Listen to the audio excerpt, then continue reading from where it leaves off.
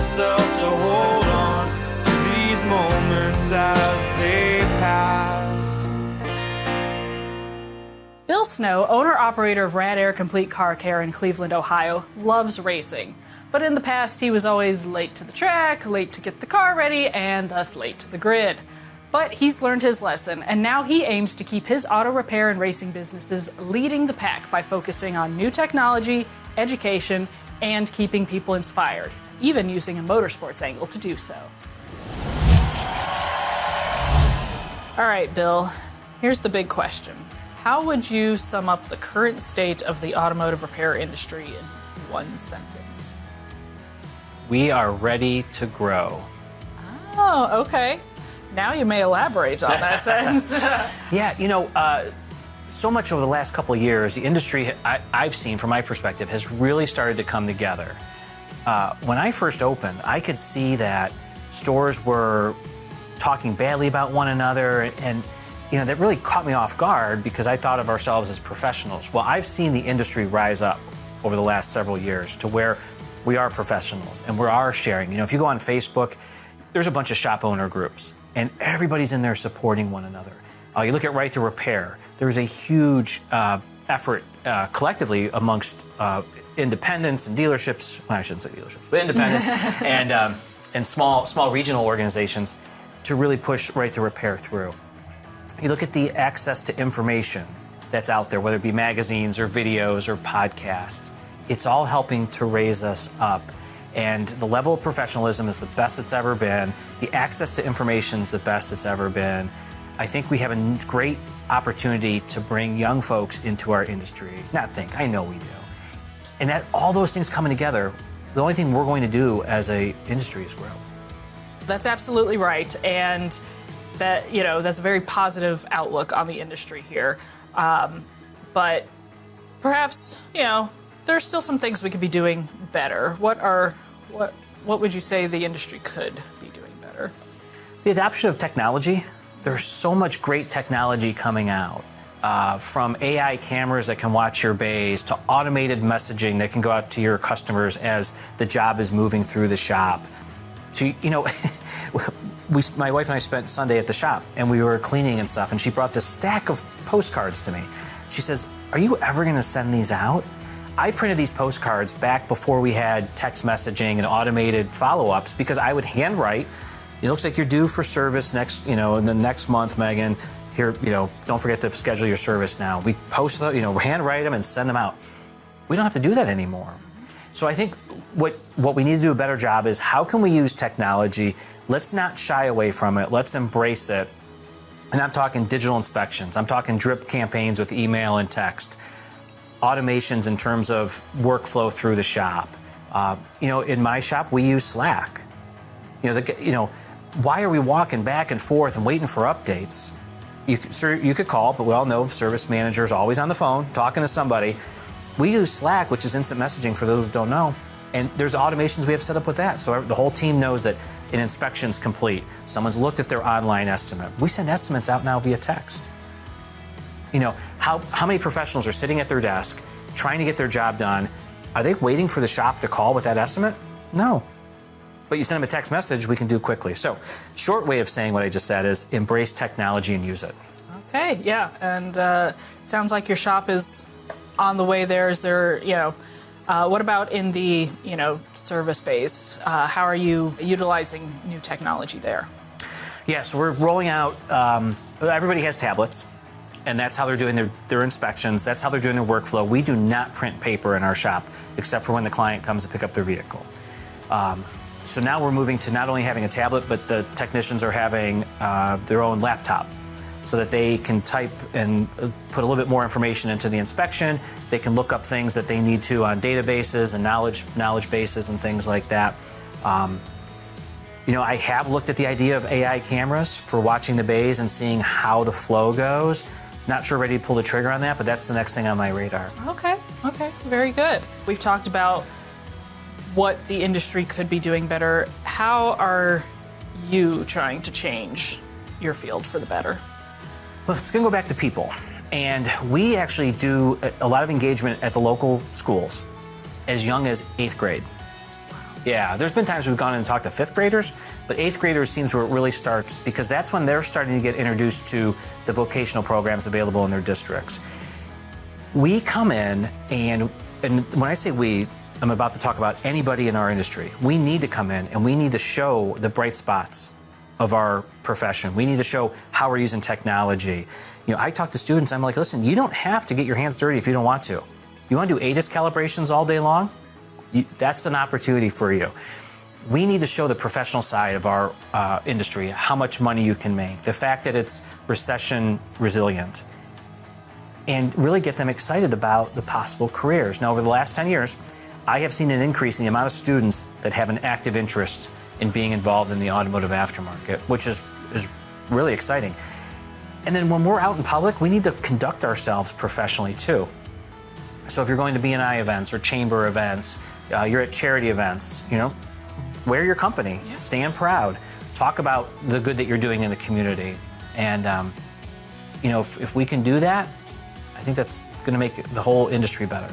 Yeah, absolutely. And so, you know, going back to what you said, you're targeting, you know, usually around 8th graders. How do you go about that? You know, what's your avenue for, you know, getting that conversation started? Yeah, the best thing to do is, if you don't have relationships with the local schools, go and create them. And there's a huge benefit to shop owners. I'll talk about in a minute about that. And if you don't know how to go create them, get with your Chamber of Commerce and say, who are your contacts at the schools? Who do I need to be engaged with? Even if you're not a chamber member, the chamber is probably going to help out a business owner. And then you should be a member of the chamber too, if the business owner should be. And then we keep those relationships active by continually reaching out, offering to do things like job shadow, coaching, career discussions in the classroom or at the shop. We've done shadow days. We do mock interviews. We'll support career fairs. So we do that at junior high. We do that at the high school level, and we do it at the tech programs that might be at the local community college, or if there's an independent tech program at a school. Well, the benefit is when that teacher or that administrator has a student that's looking for a career, who do you think they're going to call first? The organization and the people that are in there giving to that school or to that organization. And we've seen that pay off big time for us. At multiple stores, we've hired people out of these programs that are being very successful. We offer tuition reimbursement on top of all the regular benefits that a business should be offering. And it pays to be engaged and involved. Yeah, absolutely. And so, you know, you keep mentioning people and going back to people, and they seem to be, you know, I mean, they are, of course, the core of your business and what you do. Tell me a little bit about, you know, once you have onboarded them, how do you keep them retained? Oh, that's awesome. So we have talked about people, and it was about a year into business. I realized, I used to tell people, oh, you know, I keep your car running so you can get to soccer practice or church, and I'm in the car business. And then I realized I'm in the people business. I have people that need their car fixed. I have people in the back that need a career and compensation. I just happen to have cars in the middle. I think if we have that perspective of, you know, we are in the people business, we will make things so much better. So when we're interviewing, so let's say we're out, we're talking to the schools, and we're selling all the great benefits about our industry and why you might want to come and work for my particular organization. You better back that up with how that's executed. What's the interview process look like? How does your job description read? You know, there's been times I've interviewed technicians 5 times and not hired them. Yeah. As shop owners and as professionals in the industry, we need to be thinking like that. Now, there are times where you're going to meet that one person, and I'm hiring them right now, sign right here. What does your offer letter look like? You know, when I started, shops, I'm sure shops, some places were doing offer letters. We weren't.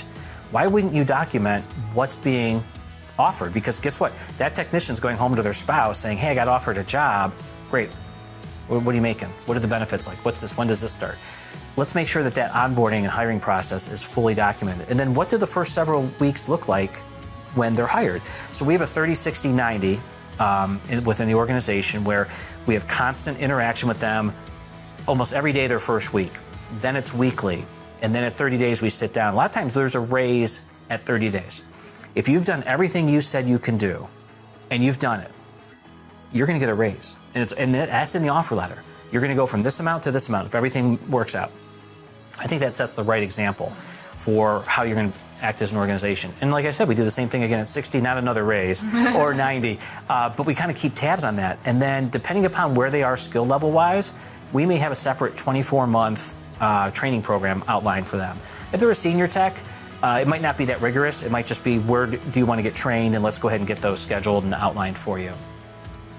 But it all comes down to communication, and shop owners and shop leaders watching this will know that any problem they deal with, whether it's with a customer or an employee, comes down to communication. And the more that we can communicate things clearly, the easier our lives will be. All right. And so then, when you're giving like these reviews, what's your philosophy there on feedback? How do you go about that? Yes. A lot of open-ended questions. There's no such thing as bad feedback. Whatever a technician, whatever an employee wants to tell us, we should be listening. We should be documenting that. I have spiral-bound notebooks. I love technology, but I do have spiral-bound notebooks because I want that discussion to be a little bit more intimate with the employee. Writing that down, and it's really easy to pull that back open the next time we sit down and say, last time we were struggling with this, or you had a concern about that. Have we made progress on it? Technicians sometimes will, I shouldn't say technicians, but employees sometimes will share everything that's on their mind. And sometimes they'll keep that internal, and leaders need to find a way to pull that out.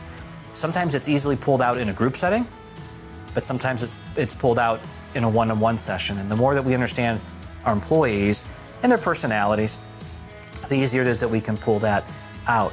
One thing I have noticed, the younger generation likes to share more, but they like to share it one-to-one. So we might have a more senior technician complain about parts quality, or how come this was, I wasn't given a full hour on this job or whatever. That seems to be more of a vocal a group setting.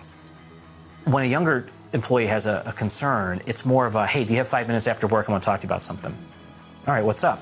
And then they're sharing that with you. It seems that anytime we have a group meeting, there's crickets, and then after the group meeting, then we get the feedback. But it's really important that we not only solicit that feedback, but we have to do something. We have to act on it. Because if we don't, that feedback loop will stop. Yeah.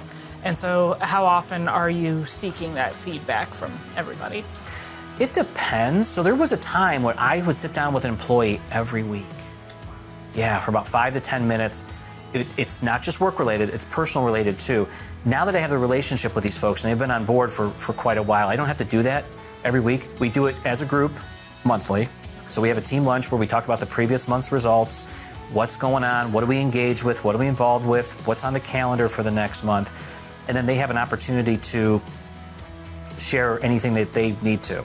And I just ask the question, what's working, what's not? And let's talk about that. But then as I walk around the shop throughout the week, I'll just lean over a fender and, hey, how's it going? What's going on at home? Anything I need to know about here? Are you getting the information you need? Are the jobs getting back to you as they need to?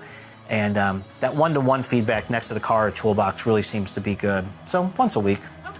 But it's more informal now for me than it was previously. Yeah. And then we tend to do at least an annual review. And now I'm doing 2 reviews a year. So just kind of, I don't want to wait a whole year if there's something big we're missing. Yeah, absolutely.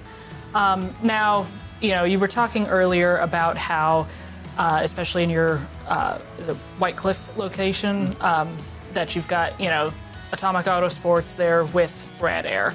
How does having both of those businesses in the same location affect employee, morale, or just, the culture there? Yeah. So it helps because it breaks up the monotony of the Accords and the Camrys and the Silverados coming in to get worked on. Like right now we have a Mustang, I'm not sure what year it is, and we put a roll cage in it. We did some structural work to it. It got all new brakes. It got it's getting racing seats installed, race harness, which holds you in.